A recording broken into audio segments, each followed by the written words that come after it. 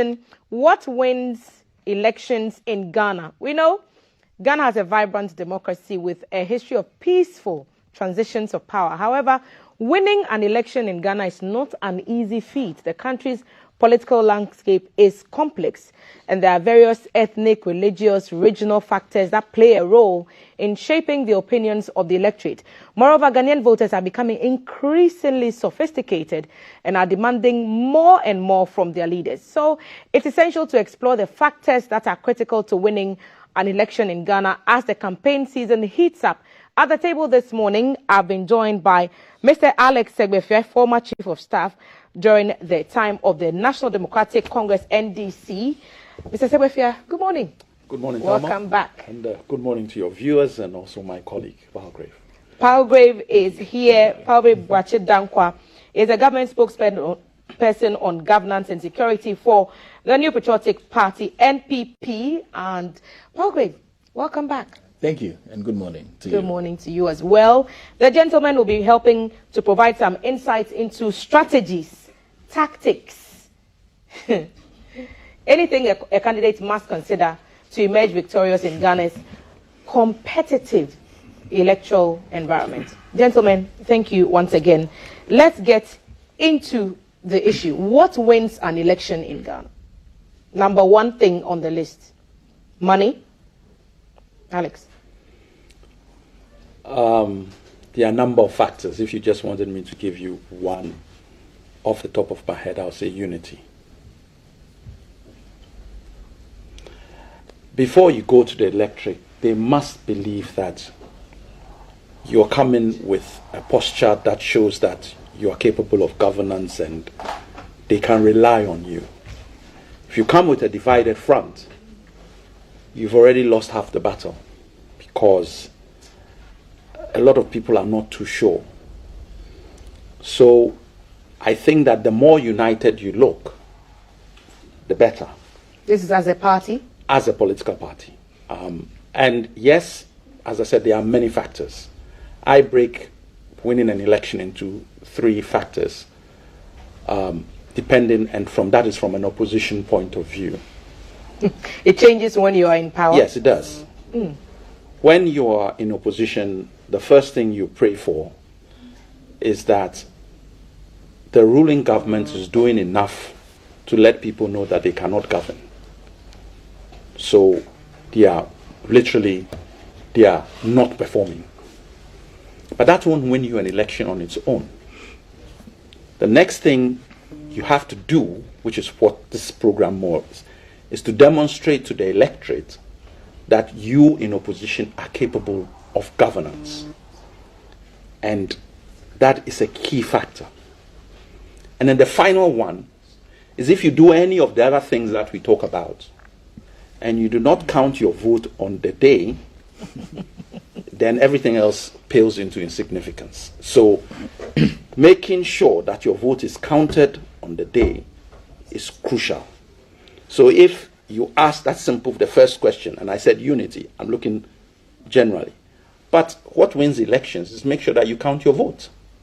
Because games are played and all kinds of things happen at polling stations and collation centers, etc. So if you're not in a position to count that vote, then you pay the price, notwithstanding an electorate saying that they want you. The famous saying is that it's not those that, governments are not chosen by those that vote, but by those that count the vote. That's an interesting concept. I'll take Palgrave's thoughts. Same question, what wins an election? Alex has spoken to us from the perspective of a government in waiting, which is what some people call opposition parties. Do you share same thoughts? So, Tom, a very good morning to you, and good morning to Mr. Segbefia, and good morning to your listening public.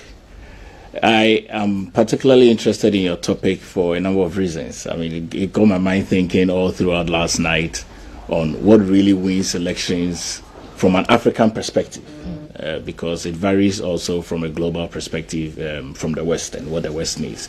I would break mine into a four-legged stool. I think that the first for me would be the season of the election.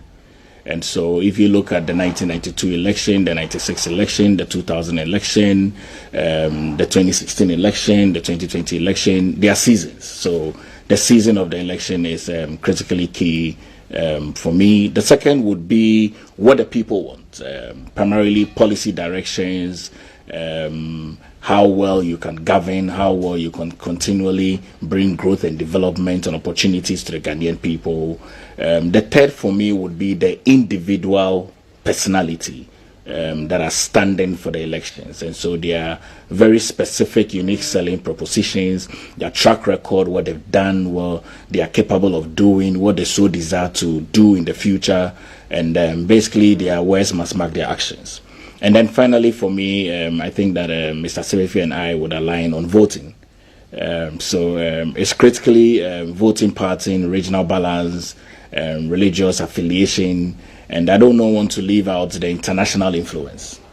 I think that the international community plays a significant role in influencing, maybe not much, but a sizable part of who they believe they can be able to work with. Globally, these four would be dynamic key for me. I'm surprised because when I asked, is it money, none of you said anything about money influencing elections. It does not? Money is key. Money is key. I mean, in fact, I've been told that the budget keeps changing and increasing. So yesterday I spent a lot of time in my constituency, Achimebwakwa North, and trying to have conversations with people. And some of the constituency executives mentioned that their budget for the elections that they held was about 350,000. And they are projecting that if you so desire to stand for MPship and you want to maybe overrun an incumbent MP who is in power, then you need about 5 million Ghana cedis. So money is key. Money is key. But beyond money, the people need to know that you can offer them something. Over the weekend, the NPP political party had a primaries for Kumewu. I was in Kumewu as well. You could clearly see that the votes were very close. It was a 14 margin between Ama Sewa and the gentleman who won. And you could confidently see that beyond the influences of the policies, they say that the delegates, this is their time. So when it comes to voting, the delegates matter. And that may be the only time that they will be able to make some money off. But I've been thinking and stating that if you take money to influence your decisions and thoughts, then you don't expect the individual to do anything for you when it comes into office. It's really difficult to see that you present opportunities of travel, you present opportunities of money, you send cookers, bicycle, motor, lights, all of that to the constituency in exchange for votes. But when the politicians now come into office and they are supposed to focus on governing, then you are coming again to ask for help. And I think that we need to have a real broader conversation on money, because money shouldn't be an influencing factor. If not, it will take many people who have the right desire to serve out of the political landscape, which might not be good. But Alex, we know in this country that campaign financing, I mean, when we talk about should we have a structure in place to tell us what monies are coming from where and how they were expended, it appears to be an unending conversation. But we know what impact money has on elections, don't we? I think that the only reason perhaps the two of us didn't mention it is possibly, sadly, it's a given. I cringe to think about the expenditure of politics nowadays. It's a road, it's a dead end. We can't afford it. And actually, we are on the same trajectory like a country like the United States. If you see how much they spend on their elections, but they have a system of generating funds, of getting industry and what's it called, corporations and what to get involved in their fundraisers. And you can get the information. And for them to move, it's like Nigeria, for them to move from one state to the other having a private jet or a number of private jets to move their campaign teams about is the norm. But can you imagine the cost? So each time you look at the amount they spend on elections, it's frightening. Fortunately, in the UK, they've been able to cap people's individual spending, and they monitor it. So if you go above your spending cap, and it can be proved, you're disqualified. So you would hope that such a scenario would rather come more into the Ghanaian system. But it is extremely difficult and plays a very, very major role at the local level and to a certain extent at the national level, not even just the campaign. One of the major factors in all elections for everyone is the polling agent. And the polling agent is expecting to get certain amount of money for his work. In the past, we never had that problem. 92, 96, even up to 2000. Most of our polling agents were cadres. And they did ideology and not stomach politics, excuse my French. So they did it for the love of the party. That changed by 2000. And when we got into 2004, you found a situation where polling agents were being bought. So if you pay your polling agent 50 Ghana cedis and somebody comes and pays him 150, you never got your pink sheet. Because they are the ones who would be giving you. So all of a sudden, there's an extra expenditure nobody talks about that exists. You have to pay your polling agents sufficient funds for them to do what they have to do for the party. And if you're not able to do that, or your opponent comes and offers them something more, you are in difficulty. So your choice of polling agents is crucial in any election, especially now that the whole system tends to be monetized. So that is where the expenditure comes. And if you take that you had 39,000 polling stations in the whole country, and you need to have 2 per polling station minimum, you're looking at 76,000 people. Multiply that by 200, it gives you an idea how much on the day, without feeding all your campaign, you're going to be spending, assuming that was the amount that you're going to pay. So yes, it's monetized. And at the local level, it's worse, because the numbers are fewer, and then people try to pay everybody. So it is there. The question is, how do you stop it? So recently you had people having forums and discussions on party political funding, etc. And all these things have to be looked at to see how we move away from this abyss, which we are one day going to. Because you mentioned that America, it's easy to get into the finances of the Republican or the Democratic Party, because you know that this institution gave a check for this $1 million, and this one also came from there, and this is how it was expended. Is there a political willingness to give that transparency a chance in this country for parties to allow the probe into the sources of their wealth? Because then it beats down the idea that if I pay this when you're in power, then I expect you to give me contracts, I expect you to cut me some slack in these areas, and so that we are able to have that conversation. Is there a willingness to do that? Would you open your books up for that kind of scrutiny? It's not a willingness to do it. You just cut your funding, because we tend to be vindictive. So you are looking at it from the fact that, oh, the person, what about the fact that, let me give you a clear example. Why would, and I'm not doing it politically, but I'm just using it as an example, why would Kennedy Agyapong come out and say, I want to be president, all of a sudden my businesses are being attacked? That's what Kennedy Agyapong is saying. And it's not unique to him. It will happen in any political sphere, because what happens is, oh, you are funding this group, I'll deal with you. You want to be what I've not said you should be. Therefore, so it's the vindictive nature of how we behave that determines why people don't want. If I, being perfectly honest, there is a good businessman will play both sides. If he gives A something, he will give B something. Yeah. So I don't squirm out when I hear a business, oh, has gone to see. That is the way it's played in the African setting. If you decide to put all your eggs in one basket, then you pray that the basket actually wins. and then they give you policy that helps your business. And that's the idea. You should be able to get policy not necessarily I'm giving you a contract on it, but policy should be geared towards this. And so when Labour is saying or making a case, the Labour, I mean, traditionally, Labour groups should be with Social Democrats. They are saying traditionally, but it doesn't work like that because we are supposed to be the Social Democratic Party. In Europe, Labour Party had their links with the Labour unions are supposed to be quite tight. So there's a lot of things that we do in Africa that are slightly different. But you're absolutely right.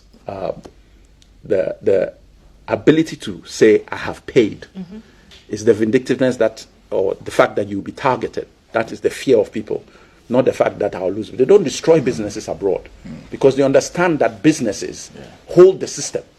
And so they will not come after you. Make the decisions that affect businesses. But we are not like that. They'll destroy your business. Period. How Financing. Would you open your books up? Would you suggest that you open your books up? I don't think that the Ghanaian electorate and the Ghanaian populace is matured, in quotes, enough to appreciate the level of exposure. You don't think so? Because the idea is, may I suggest, Palgrave, because when you're running a campaign, the idea is Palgrave has 350,000 Ghana cedis to pump into a campaign, so he's rich. I may have more. The idea is you have 5 million Ghana cedis to run a campaign because you are rich. No, I think that the idea is that... But if they know that it's not your money, it's coming from the source. Nobody... They may be more temperate in their demands of cash from you. There is nobody in this country who finances elections from their own pockets. There's nobody. You would have your skin in the election, maybe about 10% or so, but the rest of it is a contribution of people who believe in yourself, in your vision, and also who believe that some policy directions that you would give when your government or when you as an individual, if you're a parliamentarian, would benefit them. And so it would be very difficult to open the books. And like I said, I don't think that the Ghanaian electorate is matured enough to appreciate the level of investment that goes into electioneering. I mean, suppose you are meeting constituency executives. The Ghanaian custom is not for you to just go and meet them and give them water and go away. Suppose that you are meeting polling station executives. The custom is not for you to meet them and greet them and go away. Suppose that you are meeting chiefs, you are meeting local council of churches, you are meeting the constituents themselves, you are meeting pressure groups. Suppose that you are going for a health walk. All of those cost huge sums of money. You're printing t-shirts, you're printing caps, all of that. And so significantly, you would have people who so desire that you have a brighter future supporting you. And you may not have the money. And it will be very difficult for you to open up those books, because then the critiques would be, why did you give chairman this amount of money and you gave secretary this amount of money? Why did you give organizing secretary this amount of money and you gave assistant youth organizer this amount of money? How did you give Nasara coordinator this amount of money? And it's going to be a whole lot of issues, which is why a lot of what we do as politicians across board is to be discreet with how much we spend and even how much we invest into our campaigns. And rightly so, most of the business persons will support both the left and the right in terms of investment. They might not be, it might not be in equitable share, but really suppose that each of you would win at the other side, and obviously you have one person winning. When they come, your door would be opened. We could talk. We could make this whole conversation about the money factor, because when Alex talks about unity comes at a price. When you talk about the ruling party not doing what it should, and that brings an advantage to the opposition party, that comes at a price. When you talk about demonstrating ability to rule, it comes with a price. Counting your votes comes with a price. The polling station agents matter that you talk about. Your points also come with a price. So a lot of these conversations hinge on ability to pay and affordability. So perhaps we can put the money conversation at the sideline, knowing that it will affect every other item I have on my list. Swing areas. Classic example, my very own backyard, Ododo constituency, one of the areas which are known to be very sensitive to both parties and very dear. Both parties always want to capture certain seats. How powerful really are swing constituencies and swing areas in winning an election? I think that is a determiner for power. You know, we are getting to a stage in our politics where maybe in the near future we are likely to have a different executive and have a different parliamentary in terms of composition. In the near future, we are likely to have a very strong parliament majority that might not be the same as the executive, exactly. And so seats are important, but there are histories to seats. Like you mentioned, Odo has been one of the most contentious seats, which when your capital is in Accra, you want to make sure that in the heart of Accra you are really in bed with the people that own the city. That I think that the sitting MP now is with the NDC. He was the former mayor of Accra. It's a very yes. Chen Chen was the mayor. Was the mayor. Okay, yeah. But Neil Ante-Vanter, what role? He's also Van der Poel. That's why you get the yes. That's right. Okay. Yes. So yes, it's a major contention. But I think that the major determiner for whoever becomes president, you would want to make sure that certain strongholds your political party is leading. So for the NPP, I mean, if we talk about the numbers in Ashanti region alone, and for those iconic seats, you want to keep those ones close to you. Which ones are you holding on to vehemently, and you're not willing to let go of? Well, I think all of our seats we are not willing to let go of. We want to gain more seats. We want to disempower the NDC from having more seats in the 8th Parliament. I am happy that the NDC is going into primaries just in a few weeks' time. It would give us a clearer vision to know who their parliamentary candidates are, and then also give us a competitive advantage on who should be picked against them. And that means that we should have a good order of the day. But 137 in Parliament, it makes this swing conversation very important, because if you lose one, chances are it's the difference between having a majority in Parliament or not. Well, historically, the swing or the number of votes, or let me use the last, say, 8 years as my basis. You have a certain majority and then it diminishes. And then it diminishes further. So for me, if I was just looking at the range, moving from the MPP moving from 160-something seats to 137, where we were 106 and moved up to 137, it's actually a bad sign for the MPP, if you're going by how these things tend to move. Yes, you have to fight each constituency on its merits and see how it works. But you also have regional swings. And Greater Accra is notoriously a swing region. One moment MPP have a majority, then NDC have a majority, etc.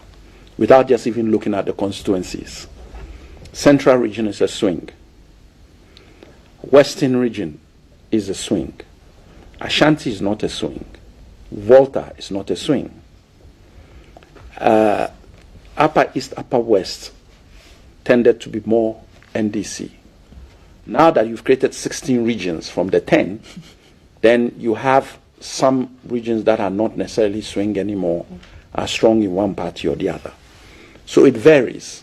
But overall, I think that based on what happened in 2020, and even though you put into, I think of all the three criteria I mentioned, the one that is the least monetized is the first one.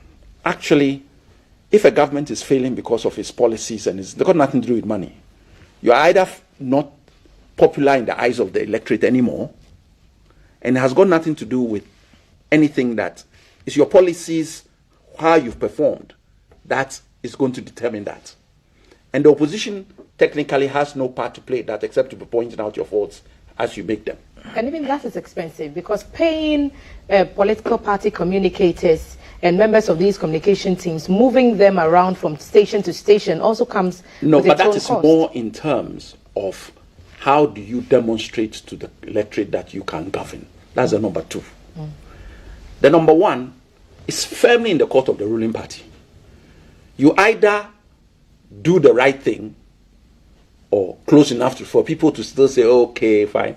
Or, and I'm of the firm view that elections are won and lost by governments. And that's, in other words, a government loses elections or a government wins elections. The opposition just do their bits in order to be able to take over. But the government invariably loses elections. And most of the time, it's because of disunity. And the moment they lose the election, everybody sees the cracks very widely. Power has a way of being a glue, even in times of difficulty. So it's the power that keeps everybody talking nicely. The moment that power goes, you then see the real Is that cracks. what's happening in the NDC now? Are We've we had seeing it, cracks? but we've gone through that phase. So I don't see it as anything close. And I'm not saying that it's unique to any one particular party, but you will see that, for example, in 2008, there was a big clamor in the NPP. And when they had the beauty pageant with all the number of people, which which may soon have when we are in the next Is phase. a beauty pageant? We call it beauty pageant because there were so many people who wanted to be president. I think 17 or something like that. So when you had that, and it was clear that there was a lot of disunity in their party and there was issues, it affected them big time. And that's why they changed their own constitution to actually say that they are only going to have 5 people. Super delegates. Exactly. We learn from events. Exactly. So maybe we may get to that stage, but we are not there.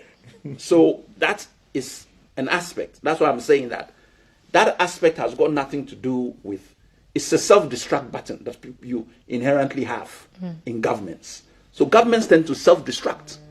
The problems come from within. And as of that, nobody has to, what is happening currently is clearly they are on that path very nicely from our point of view.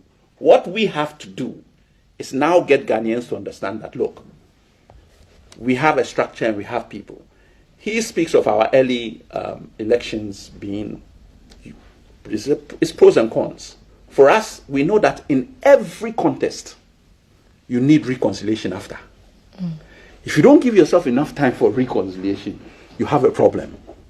Because somebody is going to be hurt after every election. And that's why you have it very early on, So that we can give room to calm the waters ahead of the general so election. Whatever advantage the MPP, I think they are gaining, we also see an advantage in doing it early. But should campaigning be the time for, bringing people's mud out? Because there's a lot of mudslide. Listen, the kind of information that people churn out about the opponent during so you campaigning. rather that closer to an election? But should that even be the case? We are talking about political language. No, I agree. Let's differentiate reality from utopia, where what it should be and what it is. So we will strive to ensure that political language is kept and is kept, but you will not get rid of all of it. And it's a process. It's not an event. So eventually we'll get there, and between both political parties. Ghanaians have spoken very loudly about how inappropriate they find many of the ways that political parties communicate their pleasure or displeasure, especially when it comes to disagreeing with the other party. How long should we continue to make those calls? Can't we just have a clean campaign, bring your message, say it as it is, and then let's move on to the other policy issue and have a healthy discussion? Thelma, that would have been ideal. And I think that would be the position that I would so desire for. I'm very certain that Mr. Sebefia would also desire for same, because we both are clear gentlemen from two different political parties. That would have been ideal. But I think that the nature and history of our political trajectory has influenced a lot of things. And I think that as we come along, you are rewarded for being vulgar. And intemperate and insulting. And being, yes, very. I think that there's a system in place that rewards that kind of politicking. It's difficult for me to say this, but I think that if you are properly trained, if you are properly trained from a good home, properly instituted very well in your trajectory of career, you shouldn't for a communicator to be temperate in their language. It should be one of communication 101. Don't insult anybody. But campaigning using insulting language appears to be gaining the popularity because it appears for some that it works. It wins the election. Yes, and that's what I'm saying. It's what gingers the grassroots. But it's the way we have tried to define politics and the impact of it. So the more people insult, the more you become vulgar, the more you disrespect elderly people, the more you call out names, then that makes you more powerful. But if you take the approach of being sober, intellectual, argumentative on knowledgeable facts and key points and areas, then you are called to be a backbencher. But it's about time we start a broader conversation and call it out that we don't want to have politics of insult. We don't want to have politics of disrespect. And I've always stated that we are in different generations. My mom just turned 78 and she was born in 1945. Definitely during the silent generation, post-World War I, World War II, their training is extremely very different. These new boomers and these new X generation and Y generation and adaptable generation think very differently. And for me, I've stated that I've been influenced very positively by an upbringing from a silent generation and a very strong upbringing coupled with strong values of Christianity. So in my level of communication, you wouldn't find me disregard, insult an elderly person because that was not how I was trained. But if you come into a political trajectory, it's important that you're not influenced negatively. Okay, to move away from your own value system into a politicking of insults. And perhaps that's exactly what I want to refer to. It was a different time. You said season when you started your submission. It's a different season. We are in the season of social media. We're in a season where GTV no longer has monopoly as the only television station in Ghana. So everyone has to sit through, when I was growing up, Talking Point at 7:30 to wait for a Kandraman. You can just switch on to the next station and watch whatever you want. The power of social media, Kobe Che visiting with Apra months after Kafui Day has been there to give us this clear, stark, different, states of the same water body is a case in point.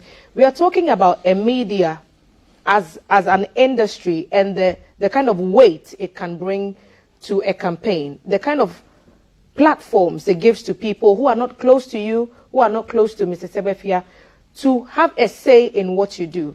What is the media doing right when the ownership is up for discussion, when the remuneration is up for discussion, when the access is up for discussion? When it comes to elections and winning it, where's the media? How far up the chain are we? Well, for me, there's one aspect of the media landscape that has changed the whole game, and that's social media.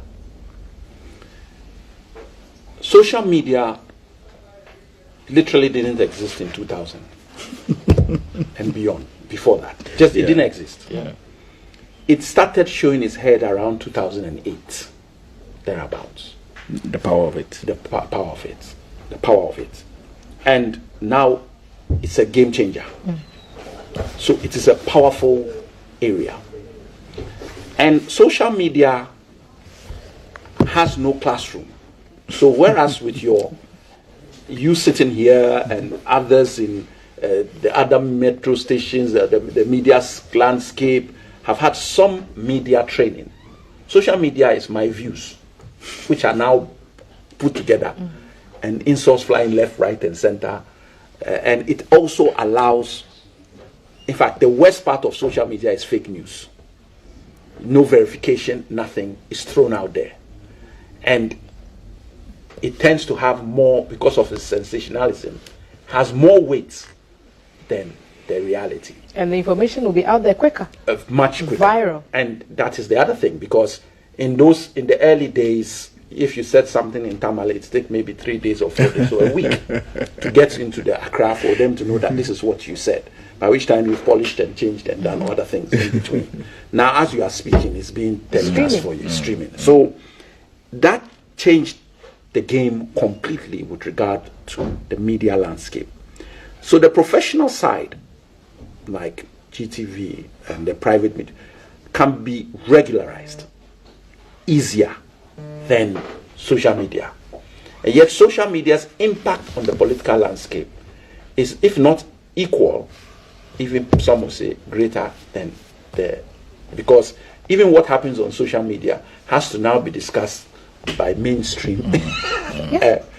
What's going on. And you have now also joined into social media because it cannot be ignored.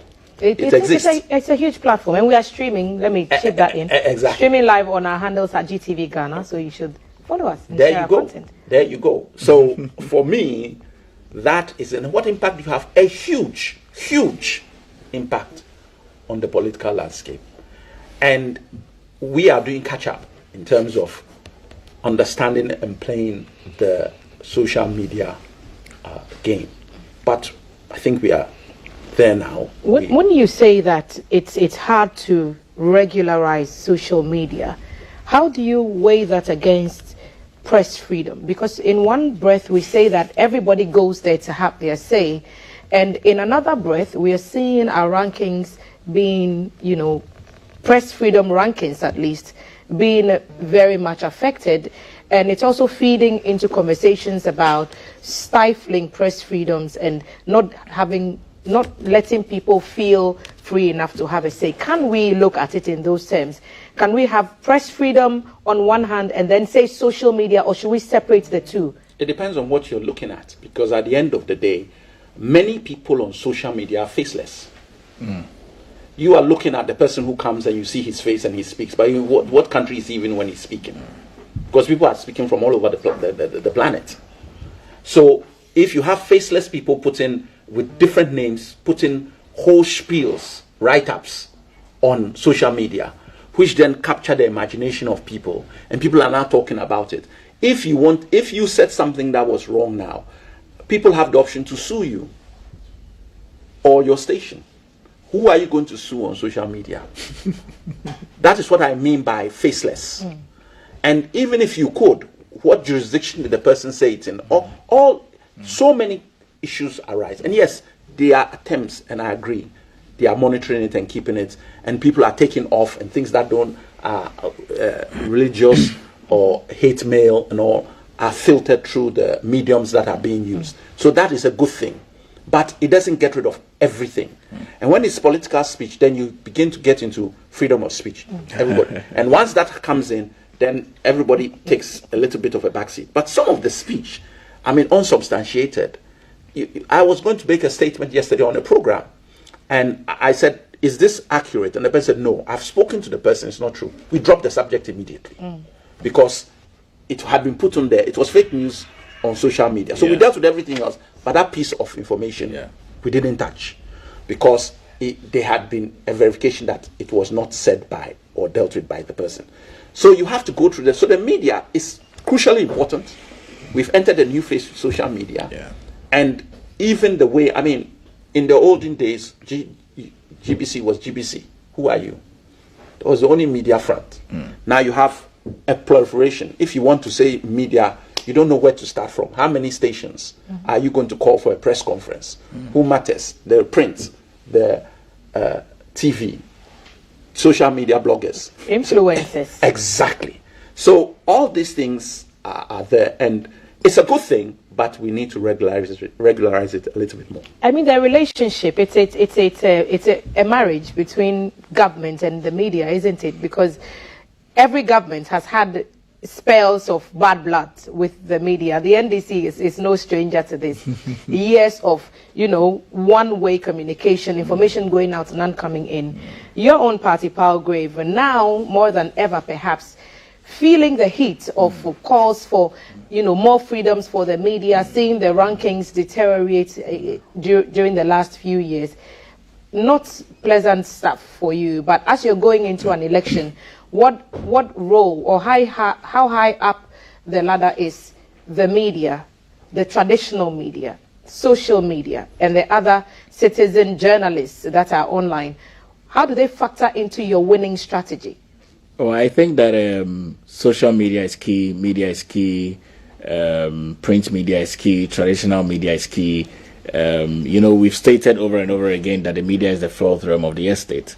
And in recent times, when I started doing public engagement of governance and security, one of the key strategies that I was asked to lay out is to make the media my friend. And in a very short time, the media. Yes, in a very short time, the media has become my friend. Maybe a brother and a sister and a cousin within the fraternity. And so media is key. Social media, obviously, is the new age of media, which is why all traditional media networks now have social media handles.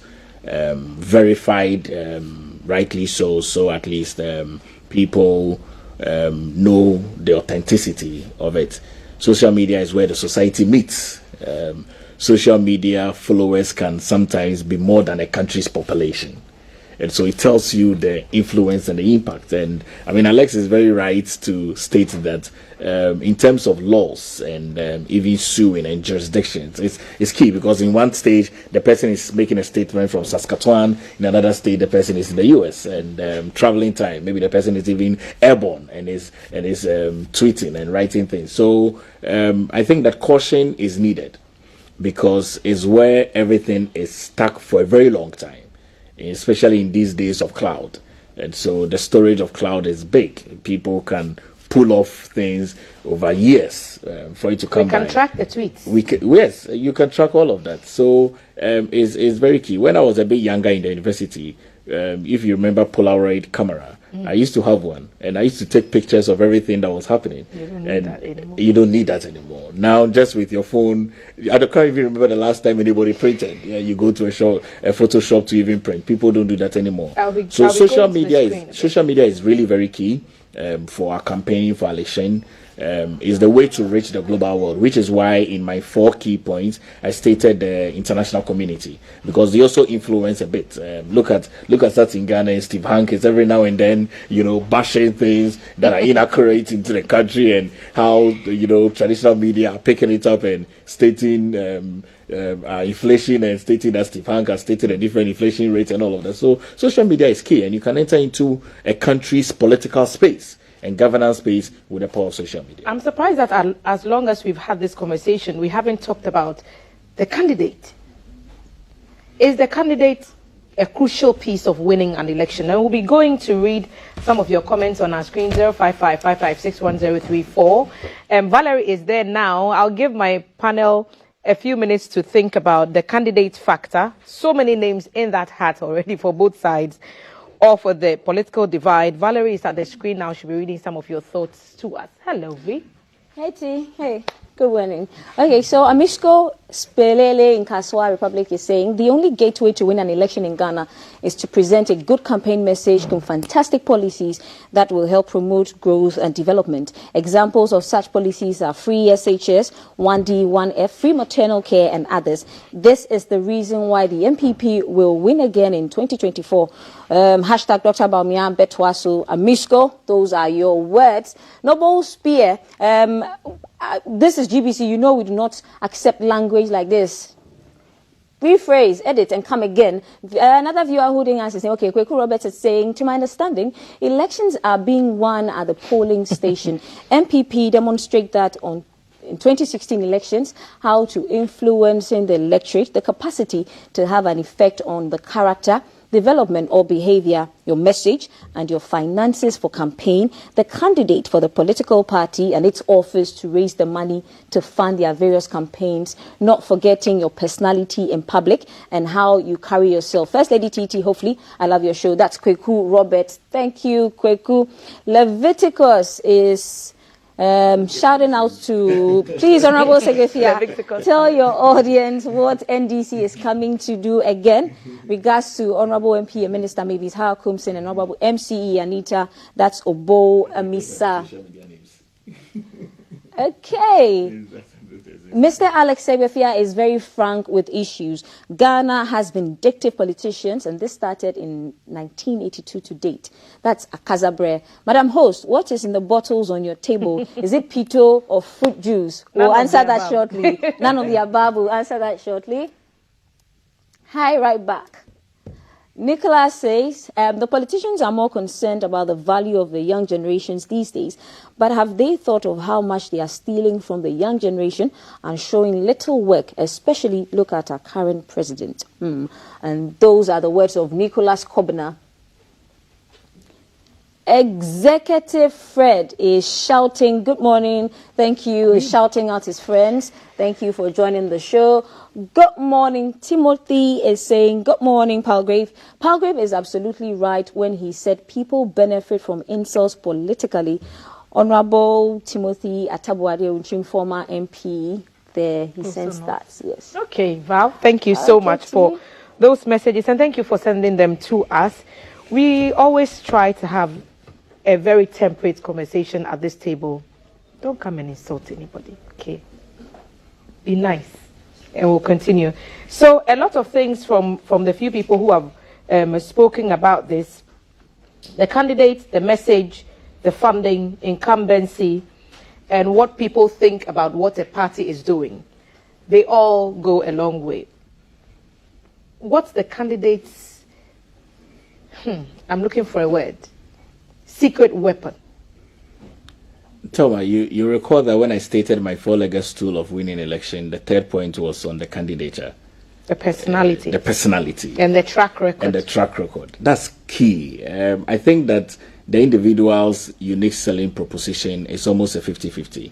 The candidate who is coming is a 50% win for that political party. And I mean 50% win even in internal elections and even at a national level. The candidate is key. So the messaging around the candidate should measure up with what the person wants to do. You know, we've gotten to a stage in our politicking where truthfulness is key. What do I mean by truthfulness? Truthfulness is that you don't want to campaign on political rhetorics because you know this is what the people want to hear. Isn't that what we've seen? No, I think that is what we've seen a lot more of, but gradually the electorates are becoming more enlightened. And so they are seeking to have a candidate who would be truthful and honest with them, who will not just follow the status quo, especially when you had an opportunity of leading before. So you're an experienced journalist. Imagine someone coming to start working at GBC and is sleeping late, and you know that person is going to be a bomb. I mean, because you can't just be sleeping late. You cannot just say you're not going to be researching. You cannot just say you're not going to raise argumentative questions. You cannot just say you're not going to raise intellectual conversations. You need to be able to pray adequately. So you need to sleep early, wake up early, and then do all of your research and all of your work. That's what's supposed to be done. But if you see someone doing otherwise, you know the person is going to be a bomb. So for persons that have been on political trajectory in terms of leadership, you know very well that you need to be truthful. And I think that politicians like us should not say things that we cannot do. Are politicians truthful? Politicians are supposed to be truthful. But are they? Politicians are supposed to be truthful. But are they? Politicians are supposed to be truthful. But they are not? Politicians are supposed to be truthful. Some politicians are truthful. At some stages, the pressure that comes from the people demands them to maybe be a bit tactical in their responses. Truth. Yes, tactical. Must be nice. Tactical truth in their responses. But I think that the candidate is key. The personality of the candidate is key. I've stated that in the personality of the candidate, especially for presidency, there's a presidential character and demeanor you must have. You must possess that. You must adhere to that. People must be able to see that you can represent the country And you see, I always say that when you're making decisions to vote for who becomes your next president, don't just think about your country. Think about the global world. Think about how that person can influence policies globally, the respect of that person globally. All of that is key, which is why I stated that on the fourth point, you cannot lose sight of the international influence, because the international influence is key in terms of your trajectory and your growth. When we talk about candidates and message and track record, Alex, can we separate person from party in that space? I come from the Nkrumah school of thought that organization decides. Yes, your candidate is crucial, it's important. But if you are not, he hasn't got a good organizational structure around him, very few candidates will carry an election on their own. Two that come to mind: Kwame Nkrumah, Jerry Rawlings, could literally, based on their strength and charisma and what they had achieved or done, could lift a whole political party and carry it in a direction. Some would disagree, fine. Every president and president can bring something to the table, and therefore it is crucial that the party makes a choice. But it's the organization. For me, you have a look. The reason why the MPP won in 2000 was because of organization. The reason why NDC won in 2008 was because of organization. It wasn't because Kufuor was the candidate in 2000. He was the candidate in 96. Mills was the candidate in 2000, 2004. He was the candidate in 2008. So, yes, it is the organization around that person. How then you sell that particular person, and all the other attributes he mentions come into play. I don't dispute that. But it is rare that you get the individual's own charisma carrying the party to an election to win. That on its own doesn't, if you go down that trajectory, you have a problem. You must pick the best candidate you have.